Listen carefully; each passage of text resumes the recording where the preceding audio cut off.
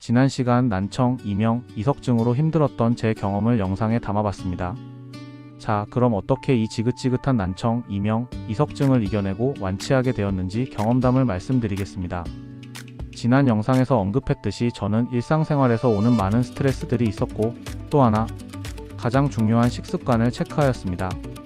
음식도 보약이 되거나 독이 될 수 있다는 말을 떠올리고 저의 식습관 중에 문제가 있는 것이 있는지 확인하였죠. 가장 먼저 짜게 먹는 식습관을 떠올리게 되었습니다. 지금부터 알려드리는 제 경험에 의한 방법을 30일간 잘 지켜서 해보시면 서서히 좋아지는 것이 느껴질 것입니다. 돈이 들어가거나 무리한 방법이 아니니 꼭 실천해보세요. 첫 번째, 가장 중요합니다. 짠 음식 금지. 앞으로 짠 음식은 절대 먹으면 안 됩니다. 병원 가면 의사 선생님이 말씀하시죠. 짜게 드시지 마세요. 그러면 네, 알겠습니다. 그냥 형식적인 권유와 대답을 합니다. 우리나라 거의 모든 음식은 소금이 들어가죠. 어떤 음식을 먹어도 소금을 섭취하게 되어 있습니다. 짠 음식을 먹지 않는다는 건 정말 힘들 수 있습니다. 그러나 끊어야 합니다. 예전처럼 정상적으로 들으려면 짠 음식부터 저염식이 아닌 무염식으로 완전히 끊어야 합니다. 짠 음식을 먹으면서 우리 몸은 염분으로 가득 채워지고 그 염분이 물을 빨아들여 몸에 있는 수분을 배출하지 못하게 되고 그로 인해 몸이 붓고 귀 안에 있는 기관들이 부어서 소리를 못 듣게 되는 것입니다. 절대로 짜게 먹으면 안 됩니다. 처음엔 싱겁게 먹는 것이 곤욕일 수 있습니다. 그러나 시간이 지나면서 오히려 짠 음식은 거부감이 들어서 먹지 않게 됩니다. 두 번째, 라면 금지. 첫 번째의 내용과 유사하지만 매우 중요하다고 생각하여 별도로 구별하였습니다. 우리나라 사람들 라면 정말 좋아하죠. 저 또한 라면을 이틀이 멀다 하고 끓여서 먹고 밥도 말아 먹고 국물도 남김없이 모두 마셨습니다. 이제 라면을 과감하게 끊으세요. 라면은 기와 관련된 병이 아니라도 40대 이상 나이엔 끊어야 합니다. 라면 사실 참기 힘들죠. 정말 먹고 싶다면 라면 스프를 3분의 1만 넣고 면만 먹고 국물은 모두 버리세요. 일반적인 기름에 튀긴 라면보다는 겉면을 먹는 것이 좋습니다. 신라면도 겉면이 있습니다. 이 또한 한 달에 한두 번만 먹어야 합니다. 세 번째, 국물 안 먹기. 앞서 첫 번째와 두 번째의 같은 맥락이지만 이 또한 매우 중요해서 제 경험을 토대로 말씀드립니다. 국물은 건더기만 먹고 부득이 밥을 말아 먹는다면 포크를 이용해서 먹어야 합니다. 어떠한 국물도 이제부턴 숟가락으로 떠먹거나 마시거나 해서는 안 됩니다.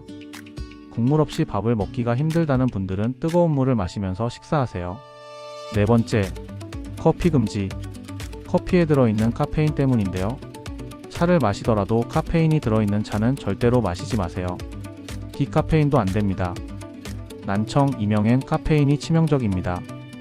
하루에 한두 잔 정도는 괜찮겠지라는 생각은 절대 금물입니다. 조금 과하고 오버하는 듯 하지만 절대 드시지 마세요. 저는 매일 두세 잔 마시던 커피 대신 따뜻한 캐모마일 차를 마십니다. 심신을 안정시켜주고 머리를 맑게 하는 효과도 있습니다. 짠 음식과 국물, 커피를 모두 끊고 그럼 무엇을 먹으라는 말인가요? 라고 물어보시는 분들은 이 영상을 보실 자격도 없습니다.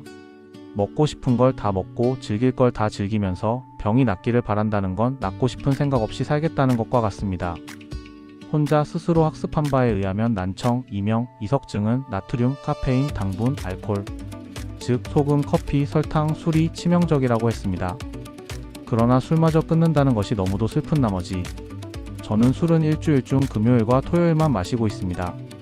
술도 적당히 마시고 기분 좋을 정도로만 마시고 있고요. 위 4가지의 음식을 실천하고 있다면 본인 스스로의 보상 심리로 인해 술은 자연히 과음하지 않게 되어 있습니다. 그리고 저는 과당 섭취가 안 되도록 단 음식을 먹지 않고 영양제와 혈액순환 개선제를 복용하고 있고 수분을 몸 밖으로 배출하는 것이 매우 중요하여 매일 수시로 수분을 소변으로 배출하였으며 이비인후과에서 처방하는 약은 귀가 완전히 좋아질 때까지만 복용하고 이후 중단하였습니다. 소변을 통한 수분 배출 방법과 처방약, 영양제와 혈액순환 개선제 등은 댓글로 더욱 자세히 알려드리도록 하겠습니다. 지금 저희 왼쪽 귀는 이제 완전히 정상으로 돌아왔고 난청, 이명, 어지러움 등이 전혀 없는 정말 정상적인 컨디션을 회복했습니다. 병이 생겨 두려움과 힘든 시간을 겪으면서 정상적인 것과 평범한 것, 그리고 일상적인 삶을 누린다는 것이 얼마나 큰 행복이고 기쁨인지를 새삼 알게 되었습니다. 저의 체험을 통해 소개해드린 식습관의 내용은 처음엔 많은 어려움과 고통이 따릅니다.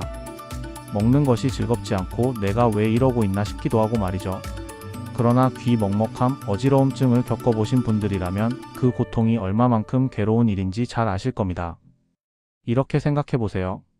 소개해드린 대로 식습관을 바꾼다면 귀 먹먹함과 이명 이석증을 치료함과 동시에 우선 내 몸이 건강한 체질로 바뀌게 됩니다.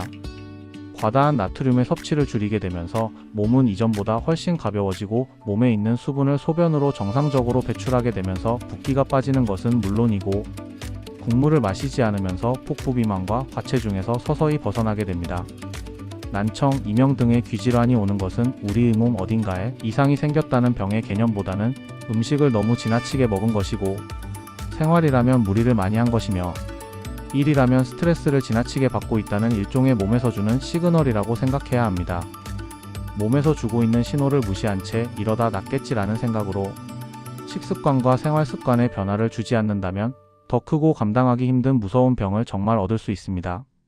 제가 겪었던 난청, 이명, 이석증, 메니에르 같은 증상을 겪고 있는 많은 분들이 희망을 잃지 않고 조금이라도 더 좋아지시길 바라며 모두가 건강하고 즐거운 인생을 살 수 있기를 바라는 진정한 마음으로 이 영상을 만들게 되었습니다. 구독과 좋아요, 알림 설정 이런 건 안 하셔도 됩니다.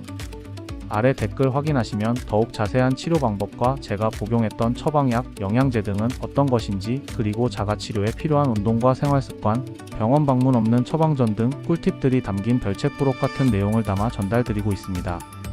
난청, 이명, 이석증 여러분도 조금만 노력하면 완치될 수 있습니다. 포기하지 마시고 끝까지 이겨내세요. 시청해주셔서 감사합니다.